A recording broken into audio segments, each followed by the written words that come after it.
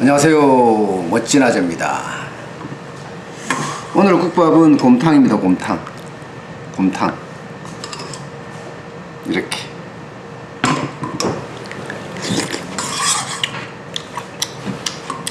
소고기 국밥집을 하니까 맨날 좋은 것만 먹는 것 같아요.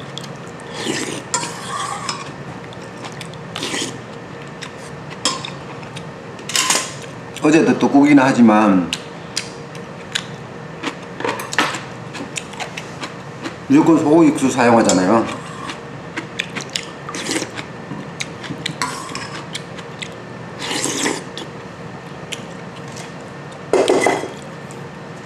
저희 시청자분이 이제 질문을 했는데 권리금 문제를 이야기 많이 하더라고요. 참 권리금 이야기가 나오면 안타까워요, 사실.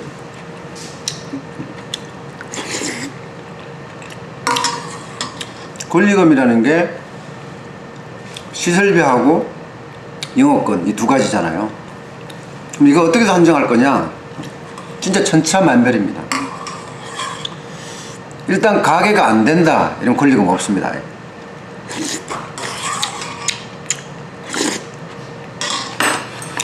잘못하면 나가려면 철거비까지 주고 와야 돼요.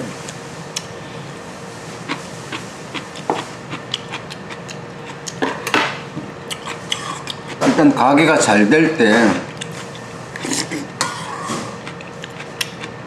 권리금이 있는 건데요. 그럼 권리금 어떻게 산정할까?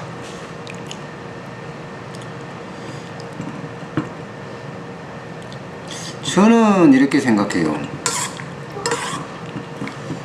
이게 권리금이 워낙 천차만별이기 때문에 다양하게 생각을 해야 되는데, 제 개인적으로는 3개월 매출 정도가 권리금이다 이렇게 생각하고요. 그 다음 내가 들어와 3개월이 지나고 나서 3개월 동안, 그러니까 도합 6개월이죠, 그죠? 6개월을 일하면 권리금을 다 내가 쉽게 말하면 뽑을 수 있다. 전 이건 합리적이고 적정 수준이라고 솔직히 생각을 해요. 그러니까 나는 3개월 매출을 권리금으로 주고 6개월 동안 일했을 때 그 권리금을 확보할 수 있게끔, 그게 적정 수준이라고 생각을 하는데 제 욕심 사실 그런 경우는 별로 없는 것 같고요. 보통 보면 6개월 매출을 달라 하는 경우가 많습니다.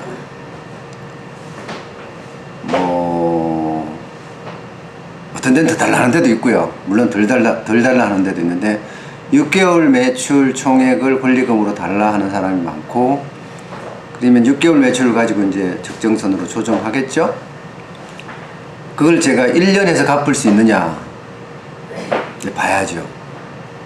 그러면 나는 이제 일반적으로 가게 계약을 하면 2년 계약을 하잖아요. 2년 계약을 하면 1년 동안 했을 때만 권리금을 다 갚고 나는 다시 나머지 1년을 가지고 이제 내 이익을 내야 되는데, 야, 그러면 진짜 심각해요.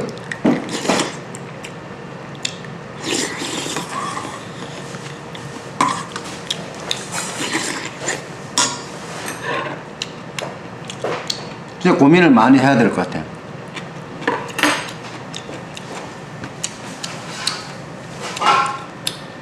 저는 이래 봤으면 좋겠어요. 권리금을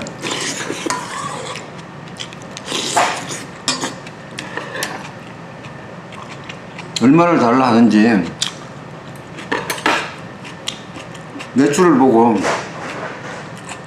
그게 순이익이 얼마 나오는지 보는 거예요.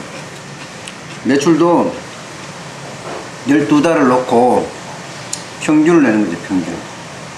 왜냐하면 계절별로 다 매출이 달라질 수 있으니까 평균을 낸 다음에 월 매출 평균이 나올 거 아니에요. 월 매출 평균하고 1년 내내 이익하고 이익을 또 평균 내는 거예요. 그럼 이익 평균하고 매출 평균이 있을 거 아니에요. 그럼 그 갭이 얼마인지 그걸 정확히 한 다음에 이 갭을, 제 생각에는 제 기준 6개월이었는데 조금 더 길게 갈 수도 있겠죠. 뭐 한 뭐 타협을 본다 한 10개월 정도, 그 10개월 정도 됐을 때 그 이익을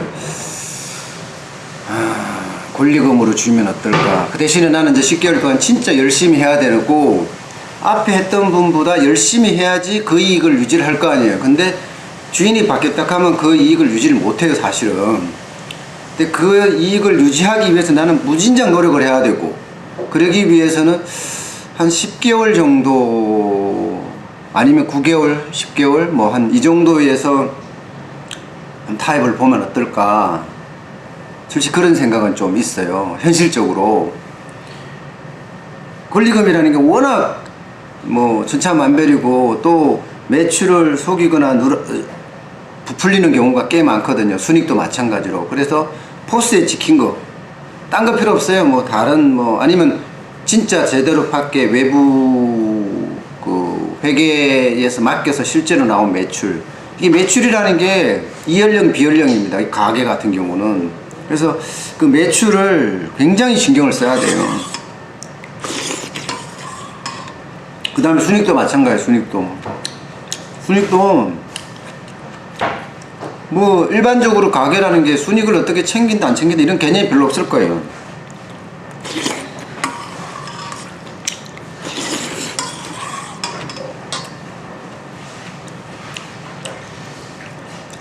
순익도 제대로 볼 필요가 있는데, 저는 기본적으로 코스를 기준으로 하려고 그러고, 지금 사람이 얼마인지, 관리비가 얼마 더 가는지, 원재료비가 얼마 더 가는지 뭐 다 따진 다음에 계산을 하면 되지 않을까, 저는 그렇게 생각해요. 분명히 말할게요. 매출은 저는 포스 기준으로 봐야 된다고 생각합니다. 객관적인 기준이 없기 때문에. 그래서 매출은 포스 기준으로 보고요. 거기에 순익을 못 찾잖아요. 대신에 이제 보여달라고 할 수 있는 게 있잖아요. 원재료가 얼마 더 가는지. 원재료도 평균이 있을 거예요, 평균. 그죠? 매출 원가라고 하는 거예요, 매출 원가. 원재료라는 게 이제 식당을 하면 뭐 여러 가지가 있을 수 있잖아요, 그죠? 뭐 식재료부터 시작을 해서, 그 다음에 식재료에 들어가는 이제 부자재, 뭐 이런 것도 해야 되거든요. 부자재는 또 얼마 들어가는지 그거 다 따져보고요. 그 다음에 식재료 다음에 따져봐야 될 게 인건비입니다. 인건비가 몇 명이 얼마로 나가는지 정확히 따져보고요. 세 번째가 관리비 같아요. 관리비는 뭐 전기요금, 수도요금, 뭐 또 평당 관리비 등등 다 포함한 뭐 그런 게 될 것 같고요. 그 다음이 이제 4대 보험입니다. 4대 보험. 4대 보험도 진짜 감당 안 되는 경우가 많거든요. 4대 보험을 반드시 봐야 되고요. 마지막으로 이제 공과금이거든요. 거기에는 이제 부가가치세를 반드시 생각을 해야 돼요. 부가가치세. 그것까지 생각을 한다면 그 정도만 하면 될 것 같아요. 전기세나 수도세는 앞에 관리비에 포함되는 경우가 많으니까 공과금으로 빼기가 좀 곤란한 경우가 많거든요. 가스비는 따로 나오기 때문에 뺄 수 있지만, 거기에 뭐 공과금에 통신료라든가 포스 사용료라든가 이런 그런 것도 다 포함되겠죠. 그렇게 4가지 정도, 5가지 정도 이렇게 확실하게 따진 다음에 거기에서 나머지가 이제 이익이니까 그거를 따지는 게 맞을 것 같아요. 정확하게 따지기 좀 힘들겠지만 그래도 물어서라도 정확하게 따져야 되고, 그게 매출원가하고 차이가 얼마인지, 또 그게 이익이 얼마인지 이걸 볼 수 있는 기준이 될 수 있습니다. 매출이 뭐 평균 매출이 얼마나 왔고, 그 다음에 평균 실제 들어가는 원가부터 시작해서 들어가는 비용이 얼마나 나왔다. 그럼 순익이 얼마가 된다. 그 순익과 내 인건비도 있잖아. 내 인건비도 포함을 시켜야 돼요. 여기다가 순익에다가.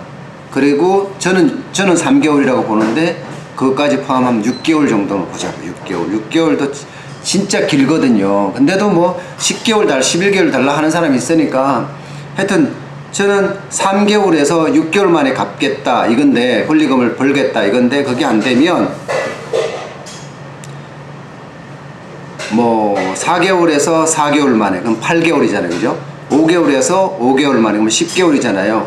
이렇게 갚을 수 있는 방법을 찾아보고 그런 협상을 해보는 게 어떨까 싶네요. 좀 이해가 되셨는지 모르겠어요.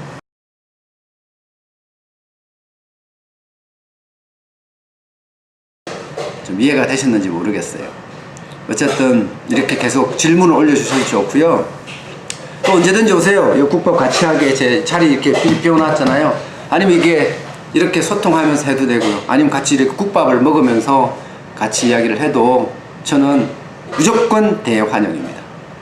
아셨죠? 오늘 이만 하겠습니다. 고맙습니다.